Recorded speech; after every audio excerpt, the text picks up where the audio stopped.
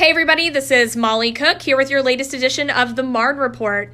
Today we're here with Mr. Brian Perry, the Community Superintendent for South Carolina and Fort Stewart DoDEA Schools. How are you, Mr. Perry? Great, thanks for having me. Pleasure to have you here. So, Mr. Perry, now that we are down to HPCon Bravo on Fort Stewart and Hunter Army Airfield, this means that DoDEA Schools will return to in-person learning. Is that correct? That is correct. Excellent. So does that mean that this is the end of virtual learning for students? So there is a couple of options. You know, when we registered students at the beginning of the year, parents got to choose the DoDEA virtual school option or remote learning / in-person learning. So it is the end of remote learning. So those that signed up in remote will come to in-person beginning October 13th. Those who signed up for the DoDEA virtual school will continue with that throughout the first semester. So they had a semester commitment. There is going to be another opening for all students to and parents to choose their option for second semester, whether it be in-person / remote or, DoDEA virtual school. Awesome. So schools start back up on October the 13th, That's you right. said? Correct. Great. And then is there any information that's going out to parents right now, return to school, items that the kids need to bring with them, not to bring with them? Right. So I put out a letter to the parents on Monday. Principals are busy creating their communication. Some of that has already gone out. There'll be further communication. We're also, as you're aware, with the PAO doing a series of videos to inform the parents what school will look like. Yep. And so we're busy doing that. So over the next week, that'll be, that's our goal, is to communicate with parents and let them know exactly what to expect when their children come back on the 13th. Awesome. So when the kids go back, are they going to be required to wear masks? They are. That is one of our mitigation strategies. So they do have, when they're in common areas coming into the building with arrival and dismissal, they in common areas, they do wear masks. A lot of our classrooms are able to social distance, so they may not wear a mask in the classroom all the time, but there will be times when they do wear a mask. In those classrooms that are not where the population or the space is not where we can social distance, then they would wear a mask. So there are going to be times when they wear a mask, and then when we are able to give them mask break where they're able to social distance. And so really our three mitigation strategies are washing the hands, the hand sanitizer, the social distancing, and the mask. So. Perfect. So say school is in session and boom, all of a sudden there's someone that comes down with COVID in one of the schools. What procedures will be put in place? What's going to happen when that happens? Gotcha. So our teachers, they're a lot of times on the front line, so they may notice. Well, let me back up. Let me start with the parents. We have a pre-screening protocol, so we really encourage our parents to pre-screen their students every day. That's a requirement. And if they are sick, then keep them home. Now, let's say a kid does get to school and they are showing symptoms. The teacher is going to be the first line. They're going to contact the school nurse, and the nurse is going to do an assessment.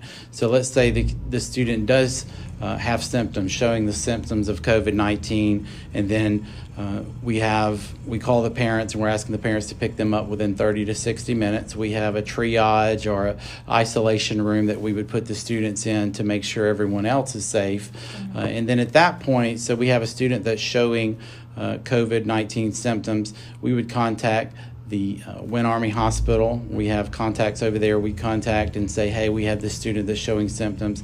And we really get a public health opinion on that to say, does that student need to go receive a test or not, or just monitor and see. So that's kind of that process with that. So let's say a student comes back that was positive. Now we have a positive case in this school. So we reach out to the Wynn Army Hospital.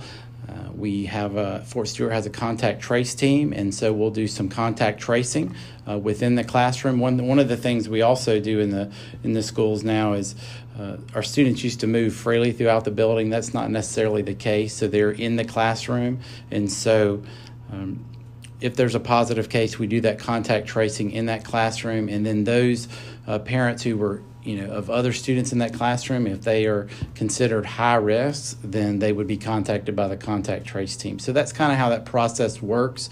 Every case is a little different.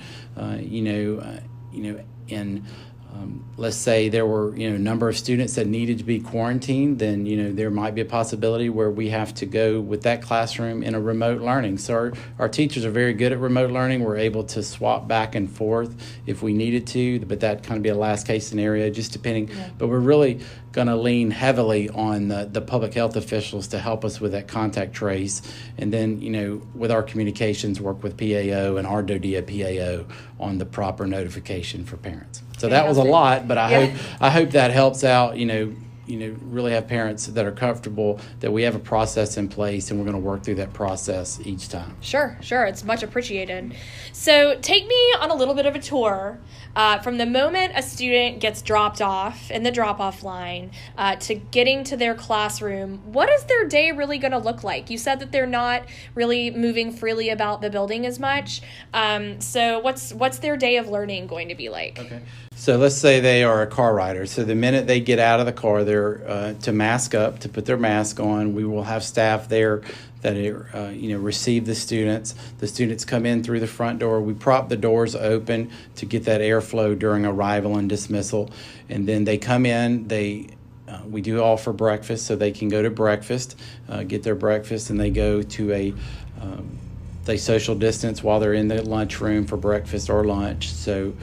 So they can go to breakfast, get their breakfast. If they don't have breakfast, then they can go straight to their classroom, and then they're monitored by their teacher. And so again, that's kind of how arrival will work.